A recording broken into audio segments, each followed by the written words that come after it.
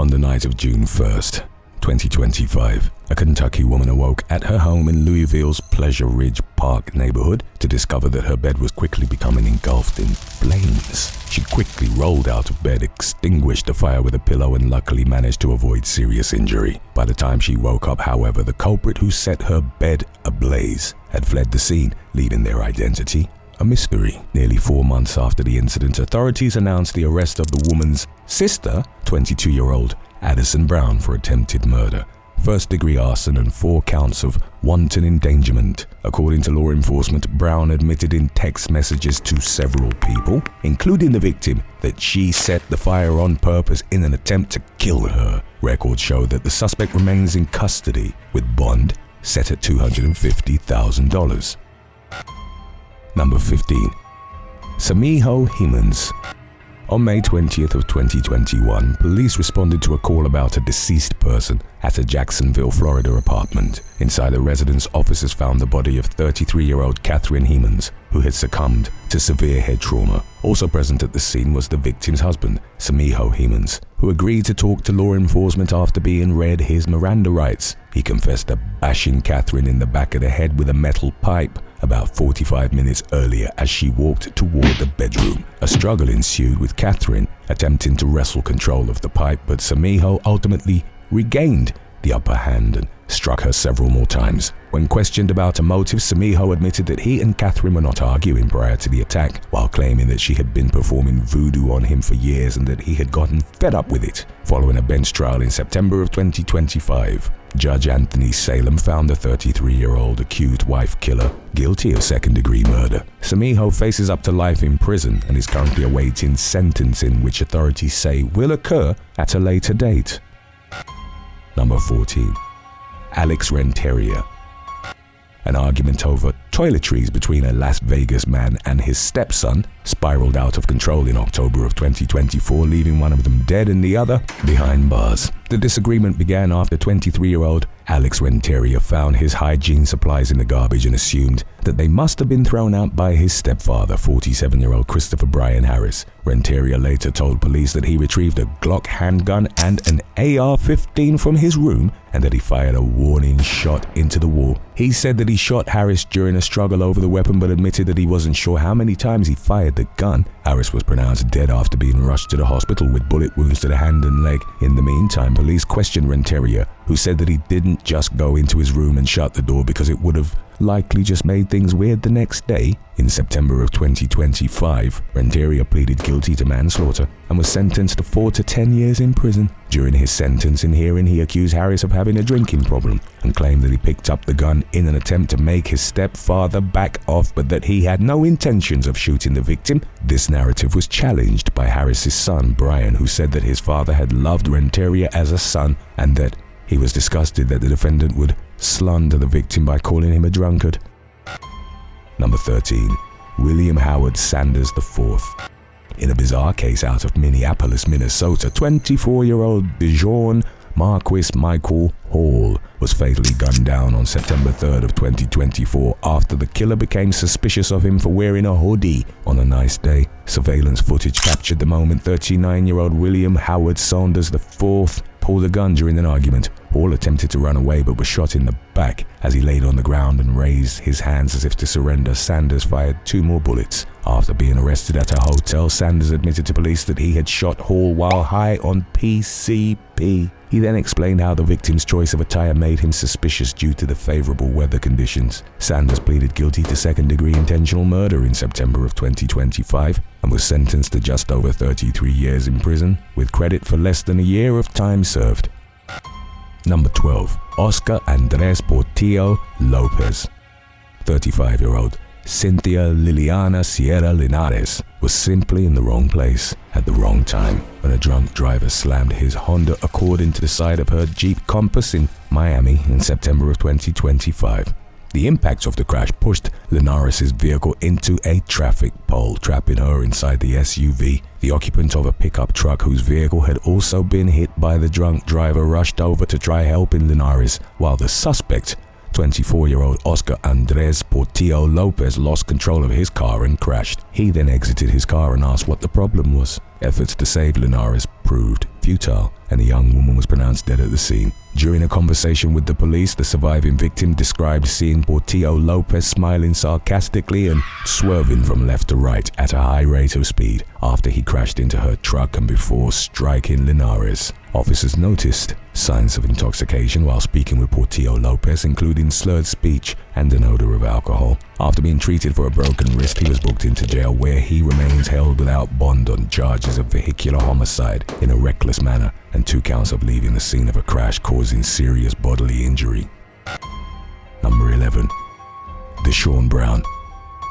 Just weeks before Christmas in 2020, 20-year-old Desean Brown murdered his ex-girlfriend and her young son and threw their bodies over a bridge in Hamilton County, Ohio. He first killed 29-year-old Natisha Lattimore by stabbing her 11 times at her Cincinnati apartment. The next day, he tossed Lattimore's toddler son, Nilo, off the Newport South Bank Bridge. Nilo was still alive when he was thrown into the frigid waters of the Ohio River, and his body has never been recovered. 5 days later, Brown stuffed Lattimore's remains into a body bag he had purchased off eBay and took an Uber to the same bridge. He threw the body bag into the water, but it got stuck on a ledge, where a security guard discovered its contents the following day and called 911. While Brown's motive for killing Natisha and Nilo is unclear, there's been speculation that he murdered the victims after Natisha had a miscarriage. During the late summer of 2025, he pleaded guilty to 2 counts of murder in exchange for having the death penalty taken off the table. Brown was sentenced to life in prison without the possibility of parole, something Natisha's father said he preferred over capital punishment, which he described as the easy way out. Number 10. Justin McCall. Authorities believe that 28-year-old Justin McCall committed at least 13 residential and car burglaries in Okaloosa County, Florida, between late October of 2022 and early January of 2023. He was finally busted after he accidentally shot himself in the leg with a stolen gun while breaking into a vehicle near Crestview, prompting him to approach the victim's house for help. McCall was taken to the hospital for his bullet wound before being booked into custody on a multitude of charges. In the meantime, investigators connected him to a dozen more burglaries using surveillance footage and other evidence. And this wasn't McCall's first rodeo with the criminal justice system. As it turned out, he was out on bond for 2 pending burglary charges and on felony probation for a previous gun theft charge at the time of his arrest for his most recent string of crimes. Additionally, McCall already had 13 prior felony convictions, including 6 burglary charges and 4 for grand theft. In April of 2023, roughly 3 months after his arrest, he was found guilty of 10 more felonies and sentenced to 20 years in prison. It's unclear when he'll get out of prison, with records stating that a release date is to be set. Number 9. John Lucas Dale Rice. In late August of 2025, a witness told the Spartanburg County Sheriff's Office in South Carolina that someone had shown them a decomposing corpse that was being kept in a garbage bag in the backyard of a Cherokee County home. At the residence, cadaver dogs found the mutilated and dismembered remains of 45-year-old Kevin Scott Brookshire, who had gone missing in 2021. Brookshire had planned to drive to Sevier, Tennessee, but failed to reach his destination after being last seen in Chesney, South Carolina. His whereabouts remained a mystery until the tipster came forward this year, which led to additional conversations with other witnesses who confirmed that there were pieces of a human body throughout the property where the remains were found. Following the discovery, police arrested the home's occupant, 21-year-old John Lucas Dale Rice, who reportedly admitted to killing Brookshire. He was detained on suspicion of murder but no longer appears to be in custody, with records stating that he's under supervision. Authorities have not disclosed a motive for the crime or a suspected cause of death. Number 8. Rondale Dickerson. In what some officials are describing as a really sad domestic incident, 34-year-old Rondale Dickerson stands accused of stabbing his fiancée to death just a week into their engagement. The victim, 44-year-old Shalaya Broadwater, was murdered in her apartment outside Baltimore in Ellicott City. According to a criminal complaint, Dickerson showed up at the residence at around 5 a.m. and began banging on the door. No one answered, so he returned a short while later and killed the victim, whose body was later discovered by a relative. Shortly after Broadwater's remains were found, officers responded to a call about a suspicious person at a local Walmart store. It turned out to be none other than Dickerson, who was arrested on suspicion of first-degree murder, second-degree murder, assault, and home invasion. His alleged motive for the crime is unclear, along with his reasons for going to a busy place like Walmart immediately afterward, where he was likely to be seen. Dickerson is being held without bond at the Howard County Jail as he awaits his next hearing, which is scheduled for October 22nd. Number 7. Quinton Peters. A Missouri man is facing charges for allegedly assaulting his girlfriend because she sold his Xbox console after discovering that he had cheated on her. According to court documents, 22-year-old Quinton Peters went to the woman's home in Arnold on September 7th upon learning that she had gotten rid of the gaming system. The victim accused him of throwing her onto the bed, then putting his hands around her neck and lifting her off the floor during the struggle that ensued. Peters also reportedly banged the woman's head into the wall repeatedly while continuing to cut off her air supply. The victim refused medical treatment but had red marks on her neck indicating that she had been choked. A warrant was issued for Peters' arrest and he was apprehended the following day on charges of domestic assault and endangering the welfare of a child. He posted a $15,000 bond and was released from the Jefferson County Jail on GPS monitoring. Peters is due back in court on October 24th and has been strictly banned from contacting the victim or her child in the meantime. Number 6. Dante Lamar Daugherty.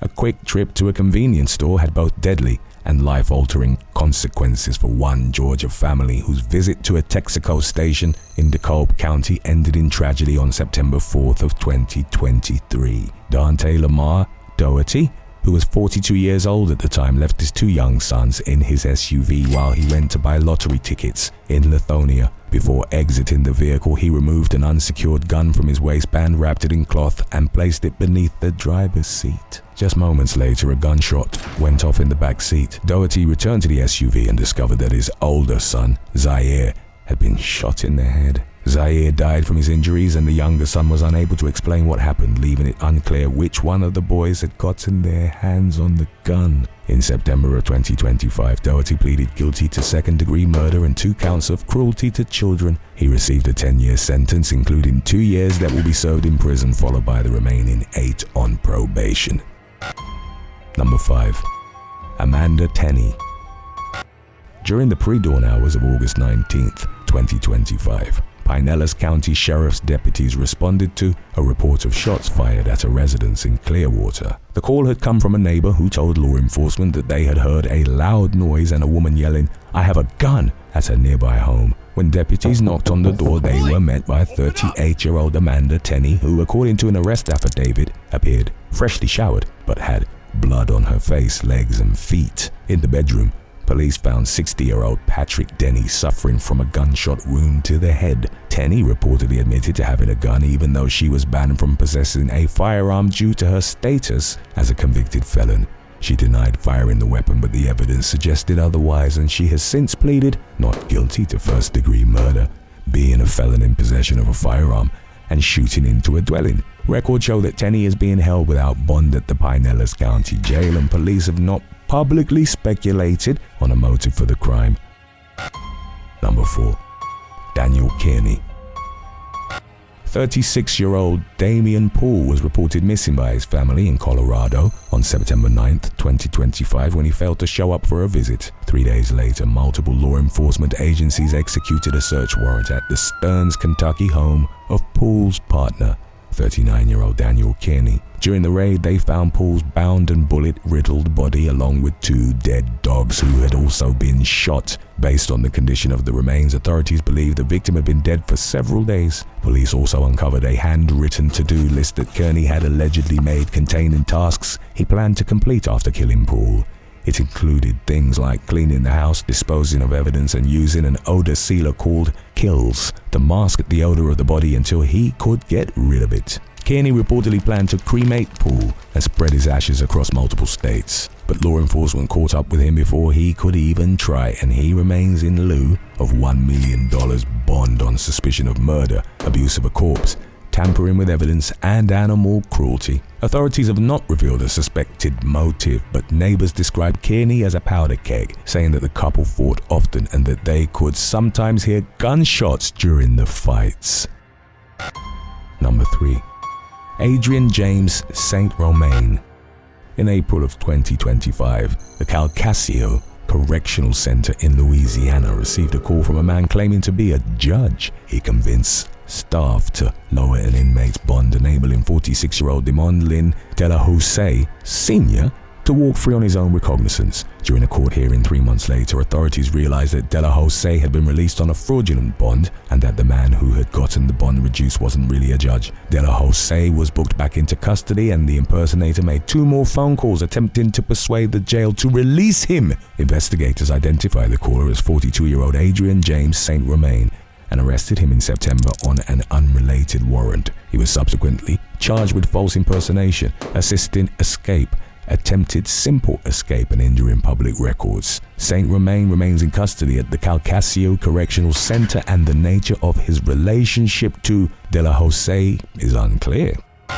Today's topic was requested by Lil Princess 962 and Brenda Sage C2 5 ounce. If you have any other topics you'd like to learn about, subscribe and let us know in the comments section below. Number 2. James Lewis.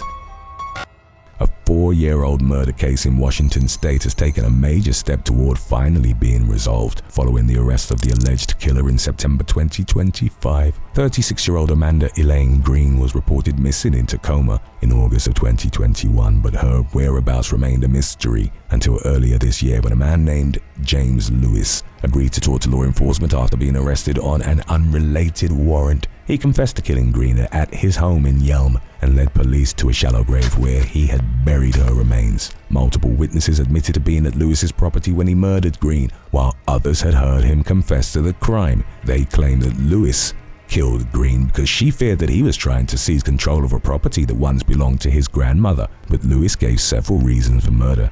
He accused Green of pointing a gun at him and ordering him to take a shower, making him feel humiliated because he admittedly dislikes showering. Lewis later said that he was looking for any reason to shoot Green, while a man who allegedly helped bury the body was unable to provide useful information due to mental health issues. Records show that Lewis is being held without bond at the Thurston County Jail on suspicion of second-degree murder, third-degree assault, unlawful possession of a firearm, and unlawful disposal of human remains.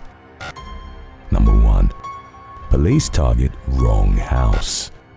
Early one morning in September 2025, police received a call about a disturbance at a home in Grand Prairie, Texas. Unaware that the dispatcher had given them the wrong address, officers went to the residence of Thomas Simpson, whose family was at home, sleeping. Police knocked on the door for 5 minutes with no response before Simpson exited his garage with a gun in hand. Officers opened fire, striking Simpson in the leg and causing a water pipe to burst. Simpson survived and thankfully no one else was harmed. He later told local news station KDFW that the police never identified themselves and that he wouldn't have raised his gun to them if he knew who they were. And while he thought he was about to cross paths with a home intruder, he said he dropped his gun as soon as he realized that the visitors were members of law enforcement. Simpson said he was grateful to be alive, but he was upset by how the situation was handled, especially since it traumatized his teenage children. He said he was planning to consult a lawyer about his options for legal recourse, while the Dallas County District Attorney's Office announced that it was considering whether to press criminal charges against Simpson.